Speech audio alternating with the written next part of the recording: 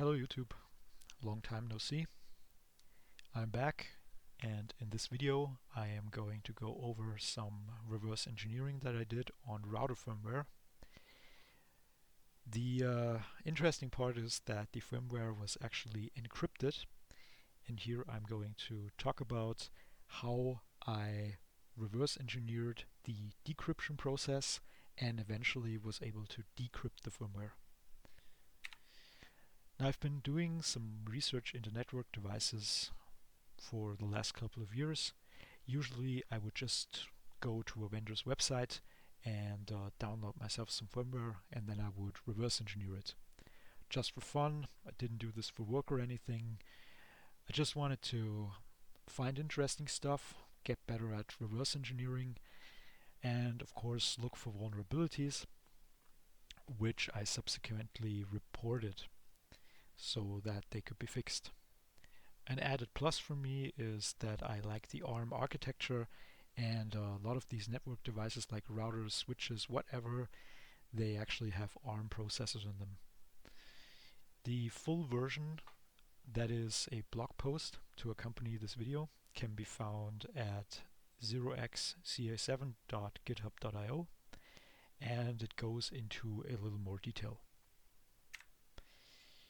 So this is pretty much my process. As I already said, I go out to Google, I search for network device manufacturers, I get myself some firmware, I reverse the firmware, and then maybe I'll find a vulnerability or something else of interest.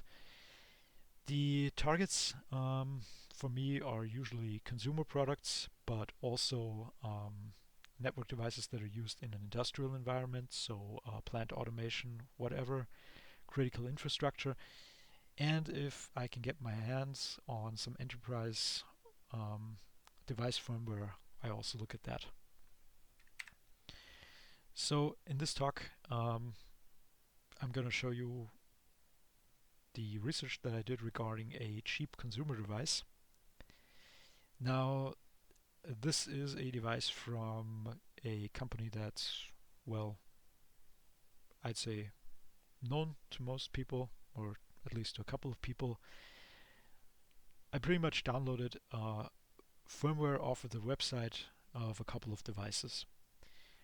One of these images was for a relatively new model. I think it came out like in January 2023, and yeah, the firmware image was encrypted, the full thing, and I was intrigued by that. So I started to do a little research. Just a disclaimer, at the moment I will not name the model and the brand, because I don't want to get sued into oblivion by some multi-million-dollar company, as it says here on the slide, and that's actually the truth. So if there's any update on that, I'm just at the moment kind of I have to talk to some people about the legal ramifications of all of this. Usually these security research talks, they name the brands and the models or whatever, but I'm just gonna leave that out for now. And that's not the important part. The important part is actually the technical aspects. So if there's any updates on this, I will update it in the blog. So to get started, my assumption was the following. I went out to the vendor's website and I downloaded an encrypted firmware image. This image has to, of course, be pushed to the device somehow, maybe via TFTP, a web interface, or whatever else they came up with. But the important part is that somehow this image has to be decrypted. That means on the device itself there must be some code that does the decryption and some key material for the decryption. Now, this has to be stored on a flash chip, most likely, along with some other stuff like configuration, maybe a web server or something. So this is inside of the device. At that point, I did some recon. I went out to fccid.io, and then I checked if I could get some internal photos of the router. I actually managed to do so, and I found out that it has an SOIC 8 format flash chipped. So that's perfect to dump, because I can use one of these down here, these cheap programmers with this SOIC 8 clip, and I could just attach it to the flash and dump out the firmware. So in case you don't know fccid.io, it's pretty much a website where you can find documentation done by the FCC, which is a government institution. And what these people do is they take internal photos, external photos of anything that emits radio waves, I think. And here you can see an example. So I just typed in Netgear and then I found this AX 1800 access point and looked at the documentation, and they had an internal photo. And that is pretty much what I used for my device. So not this device, but the device I bought or I was wanting to buy, and I found out what hardware there is on the PCB.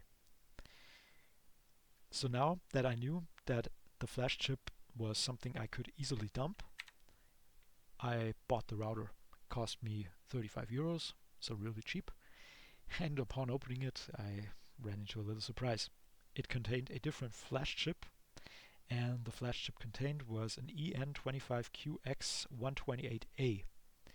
Now usually I dump firmware from flash chips via an application named FlashROM, but this chip was so new that it wasn't supported by FlashROM at the time.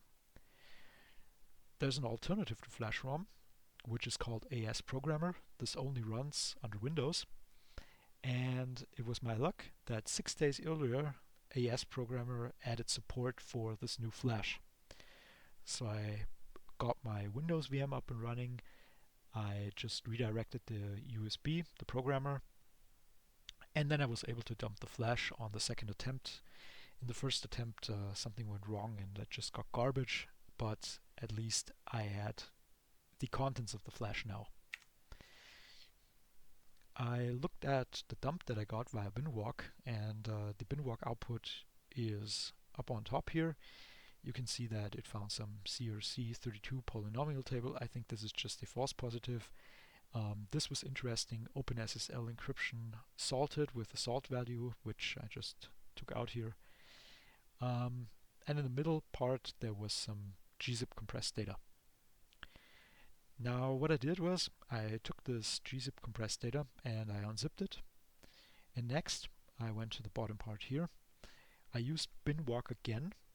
And with binwalk, there is an option, binwalk minus capital A, and this will try to find instructions inside of a binary blob. And I got a lot of these here, where it just said it's MIPS little endian instructions.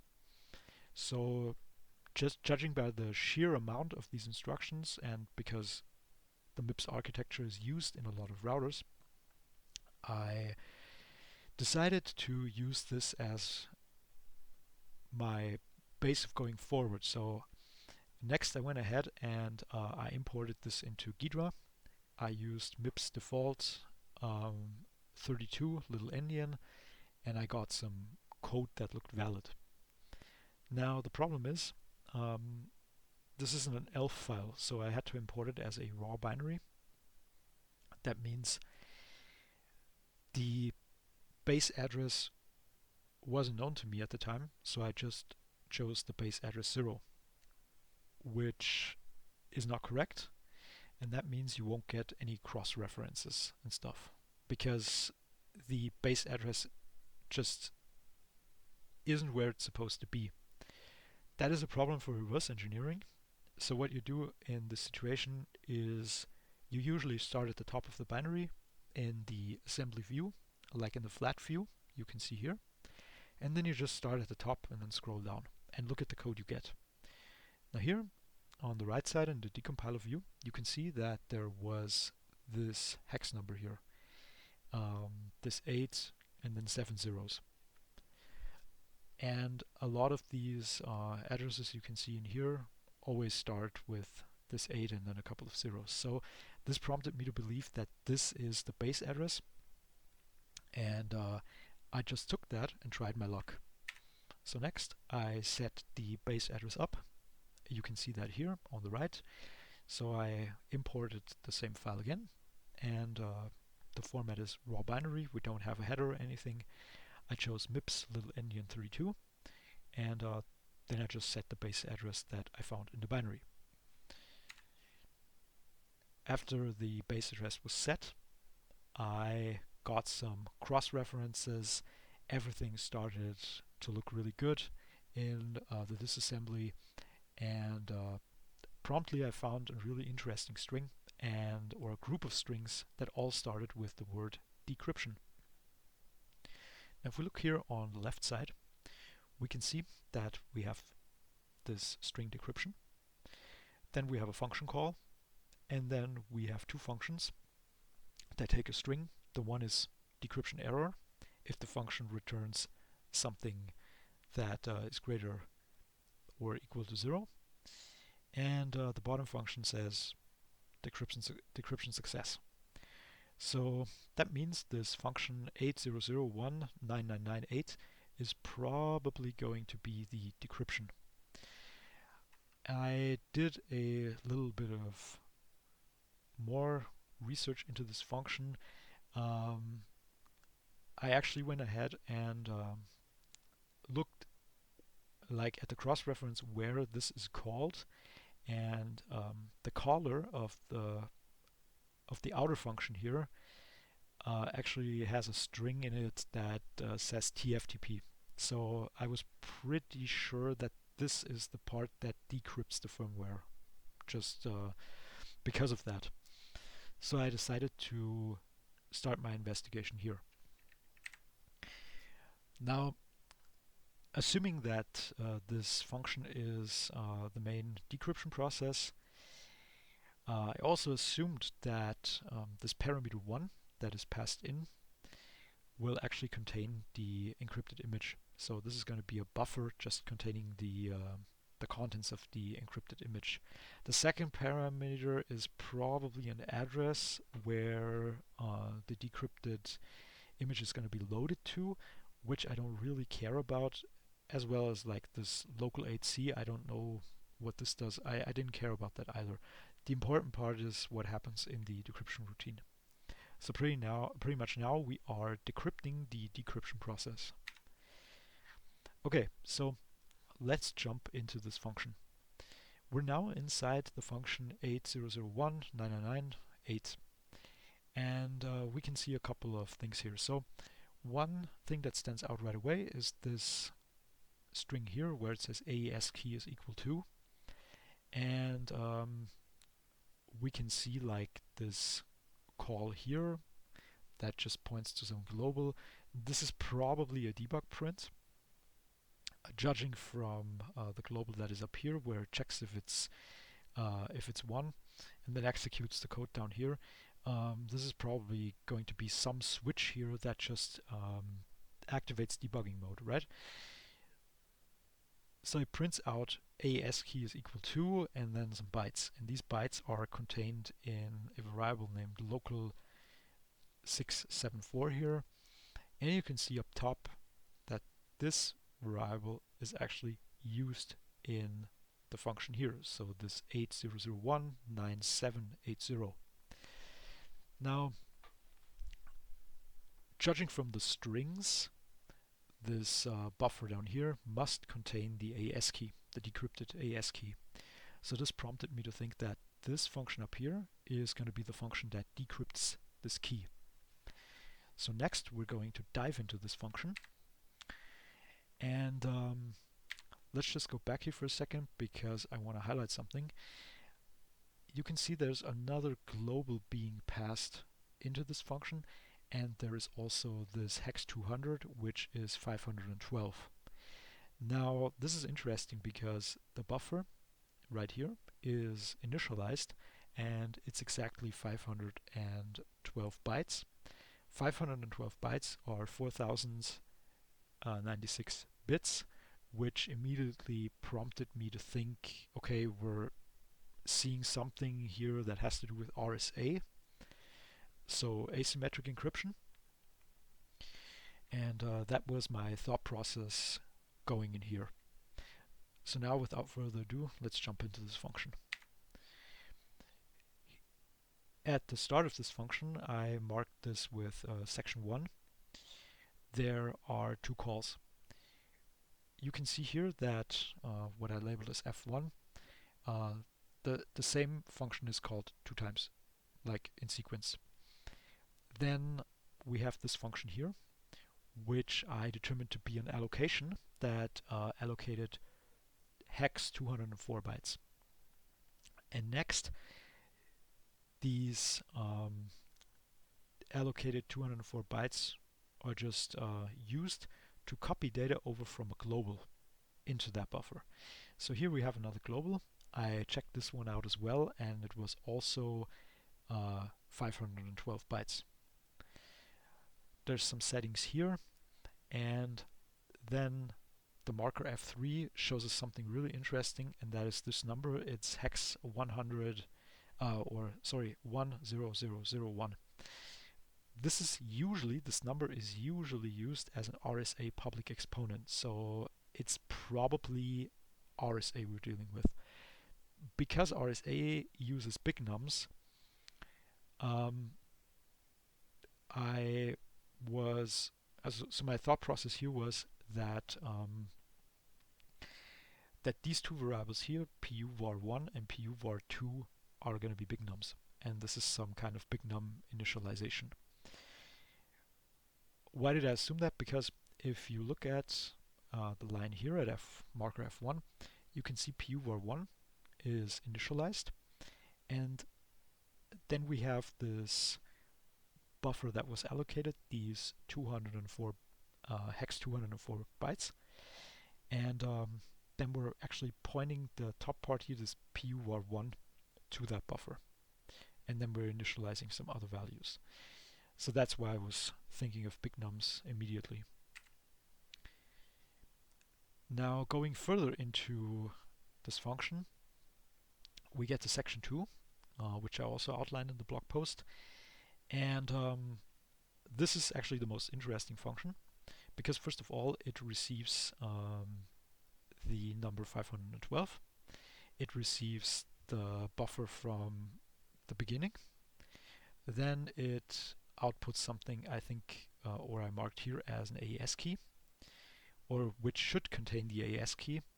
That was actually the variable here that was printed, or that is going to be printed, and this is the 512 byte input buffer.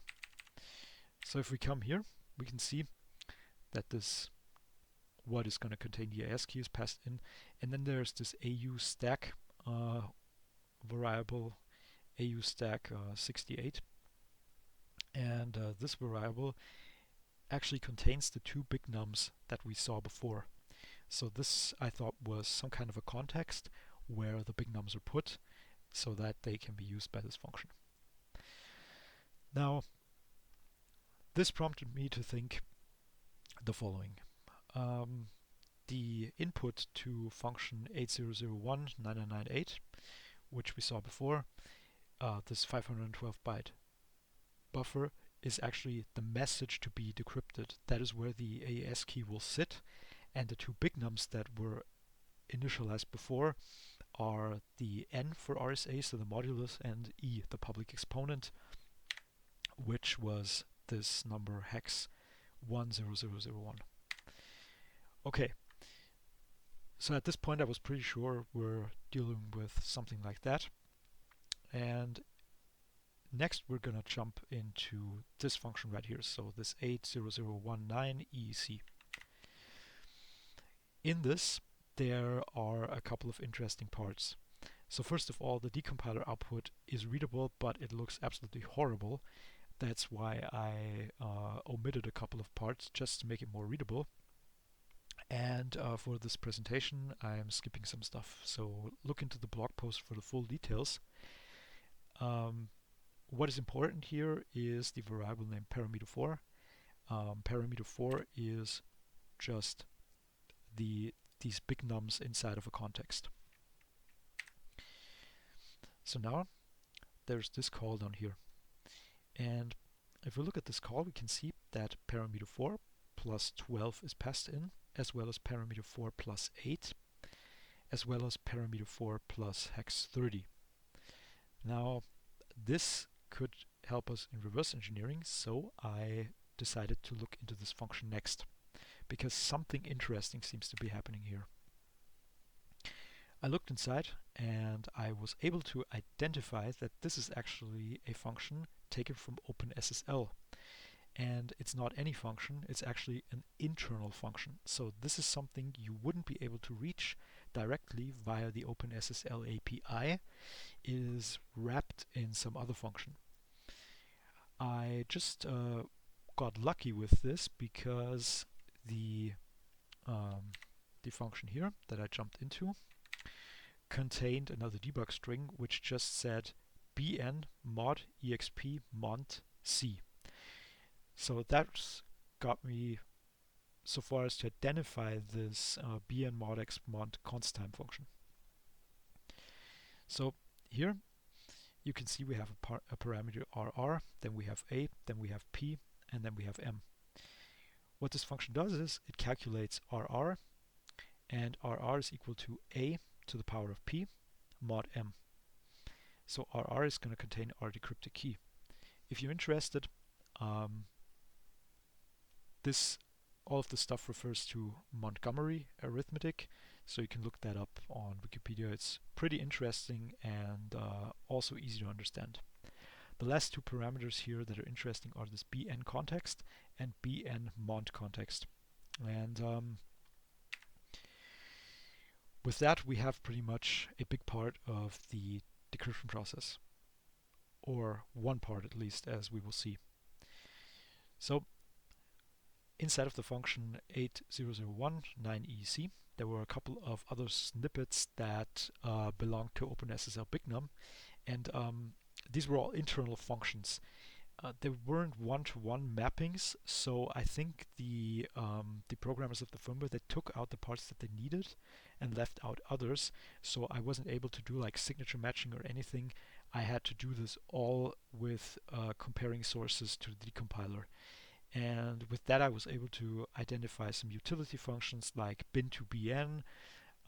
So that's just going to take a buffer and convert it to a bignum, and the same goes for lebin to bn, which does the same thing with little endian formats. Bn init to initialize a bignum, and so on and so forth.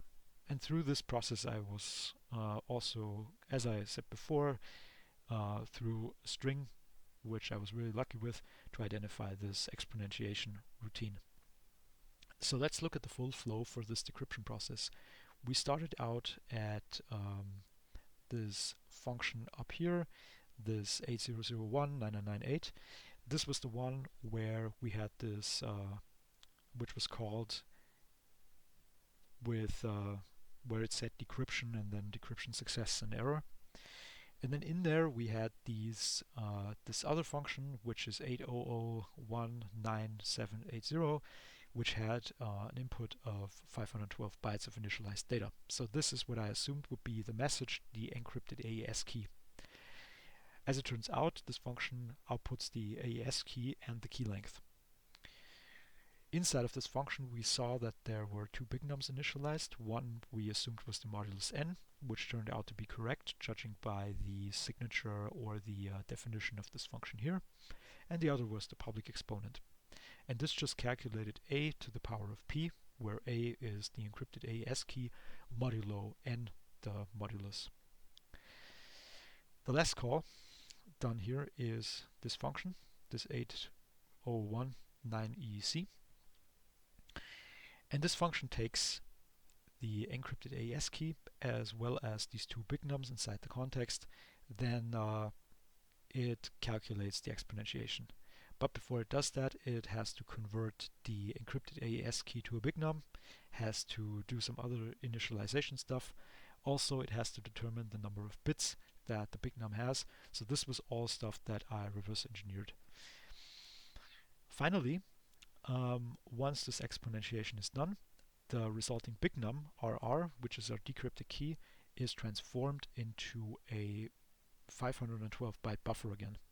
And from this, there is another function down here which extracts the plain text.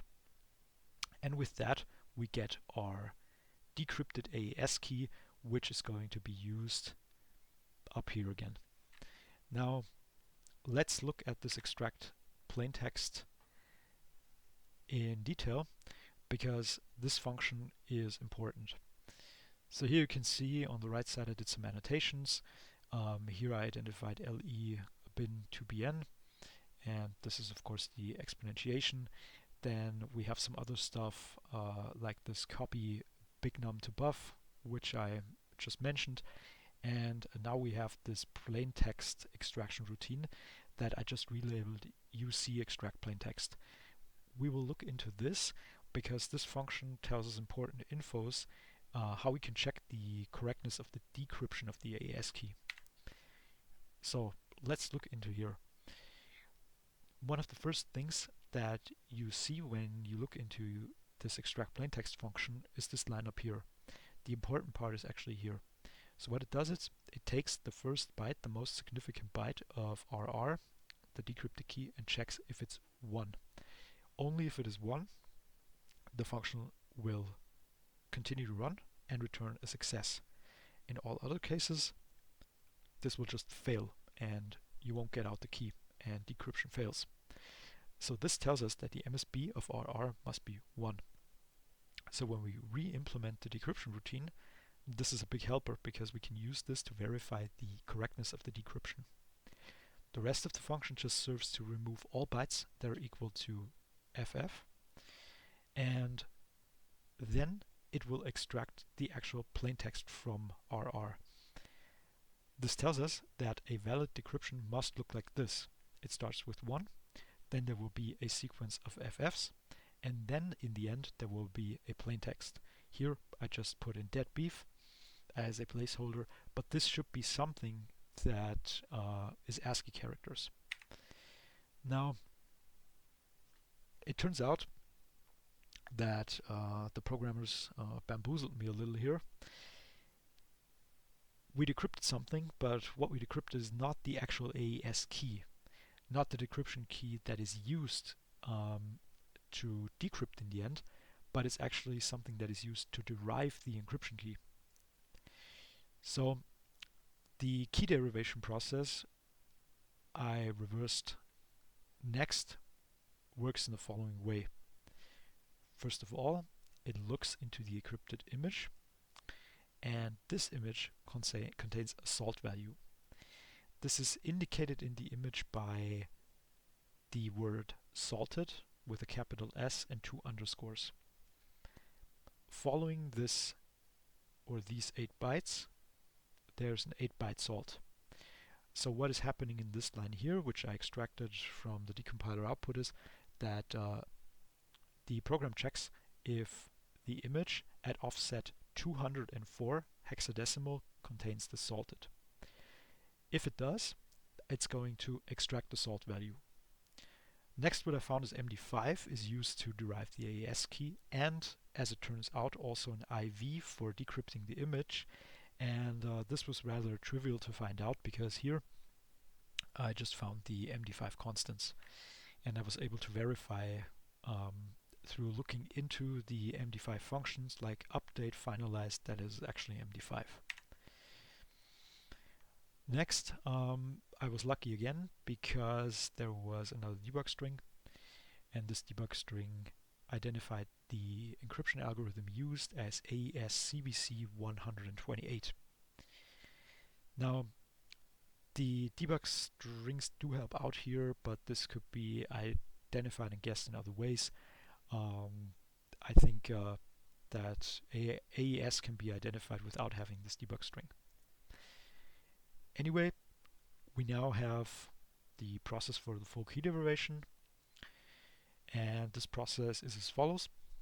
First of all, the decrypted AES key is taken. This is what we have in RR, the plaintext, and is passed to MD5 and hashed.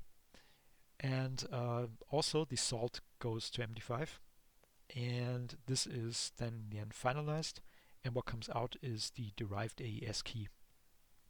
This key in turn is passed into a new instance of MD5 along with the decrypted AES key, so the same key here, and the salt again. And from that we get the AES IV. So this is the process here. This is detailed more in the blog post. I just wanted to omit a couple of things here because I think MD5 and this process here is rather trivial to see in the reverse engineering process. So now that we have an AES key and the AES IV, we should pretty much have everything that we need so that we can decrypt the image. Now, of course, this has to be confirmed. So what I did was I re-implemented the full decryption process with OpenSSL. I was able to confirm that my assumptions regarding the big num routines were correct. So stuff like big num to this byte buffer or the little endian version, and the correct decryption with the most significant byte b of RR being 1 was also verified. So here you can see a little snippet where I took this bn mod exp, which is actually a wrapper for bn mod exp mod const time, and just did the calculation to get this, what I call the decrypted AES key, which is the basis for key derivation. Now, after having done that, I of course also implemented the key derivation routine. You can see that this is the key that we decrypted, so the decrypted AES key. Interestingly enough, there's only hex 40 bytes used, so 64 bytes of the plain text used in the key derivation. The plain text itself is longer than these 64 bytes, so I don't know what's going on here, but the programmers here of this firmware decided that they're just going to take 64 bytes. And then the salt value comes in, and this gives us, when we do MD5 final with OpenSSL, we get the AES key. So that was that. Now I took this key and this IV, and then I just used PyCryptodome to implement AES CBC 128, just because it was a little bit easier to do than with OpenSSL, and I was lazy. And yeah, I ran the decryption process, and what I got was another high entropy blob. So you can see that here in the back. The entropy is huge. It dips down here at the start and at the end, but that's not significant. There's a little dip here, but all in all, this is just a high entropy blob again. So at first I thought the decryption failed, but when I ran binwalk over it, you can see the result down here. It actually turned out to be LZMA compressed. So that's pretty good. I took that, did decompression, and after the decompression, the entropy looked like this. So it looks much, much better. And with that, I thought I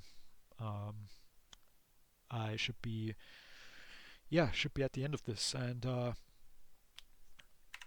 it turns out that I actually managed to decrypt the firmware blob.